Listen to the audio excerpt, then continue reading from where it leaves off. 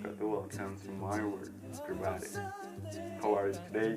I'm fine, thank you. Oke, di video pembahasan kemarin saya membahas mengenai konten-konten yang akan saya buat. Nah, yang pertama ada apa? Ingat tidak? Ada kajian Islam, kajian Islam. Oke, di kesempatan atau di waktu kali ini saya akan membahas mengenai kajian Islam,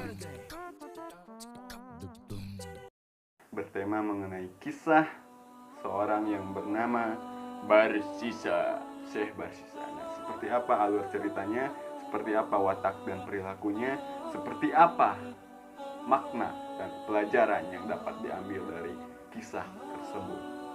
Oke, oleh karena itu saya memohon untuk perhatikan dan dengar, khususnya untuk para fuckboy dan ibo yang ada di dunia saat ini.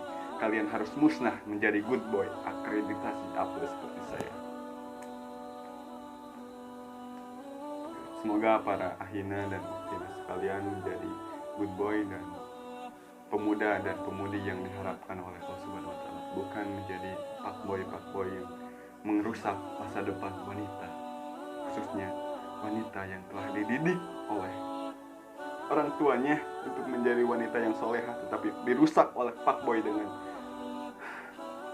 keras dan brutal. Kisah kali ini, Syekh Barsisa ini mencerminkan kondisi dan keadaan yang ada di zaman sekarang. Membahas mengenai alur cerita Syekh Barsisa. Pertama, Syekh Barsisa ini adalah seorang tokoh alim ulama.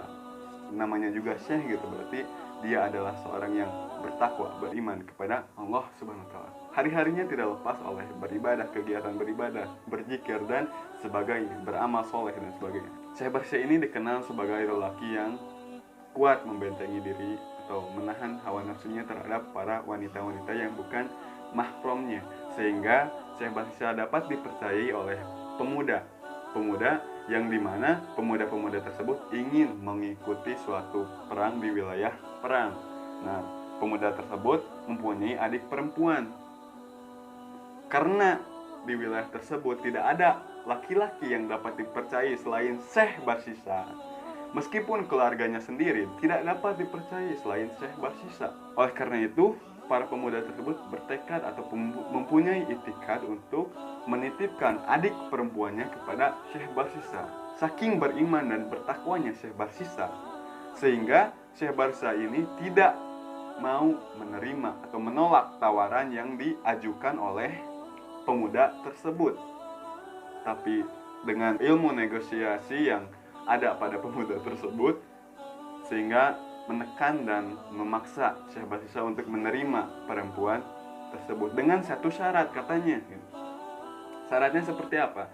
Kamu harus membangunkan suatu kamar atau suatu bangunan yang cukup untuk satu orang, agar saya tidak dapat bercampur baur dengan wanita tersebut, agar saya tidak bisa mendekati wanita tersebut, agar saya tidak bisa melihat wanita tersebut. Saking beriman dan bertakwanya Syekh Barsisa.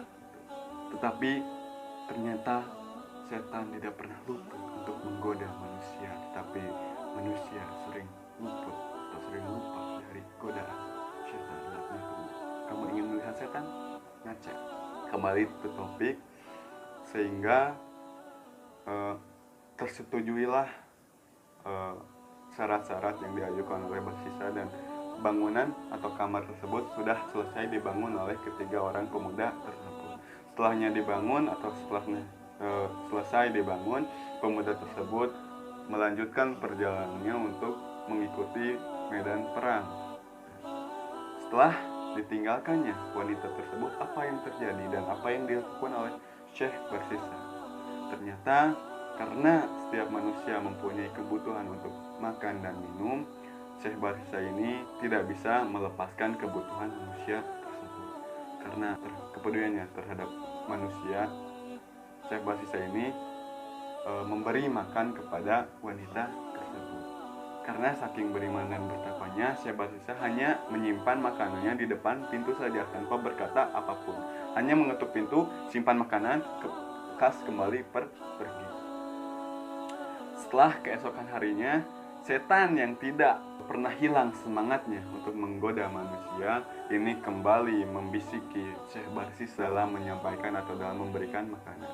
Nah, setan level pertama ini ternyata tidak langsung menyerumuskannya kepada hal-hal yang berbau negatif gitu. Setan pertama ini membangun sifat kemanusiaan Syekh Barsisa dengan cara membisiki, ayo Syekh Barsisa, barangkali wanita tersebut lebih menginginkan makanan yang lebih enak, lebih lezat, gitu, lebih nikmat gitu. Nah, akhirnya Syekh Barsisa pun terbujuk sehingga kemudian mengantarkan makanan dengan sepucuk surat yang telah tertulis di dalamnya, jika engkau menginginkan sesuatu yang lebih, maka harap tuliskanlah, insya Allah saya akan memenuhi keinginan dirimu. Nah, di satu sisi pun ternyata wanita tersebut pun digoda oleh setan level kedua. Bagaimana godaan setan level kedua? Intinya untuk menceritakan keluh kesahnya yang sifatnya intim gitu. Mengerti?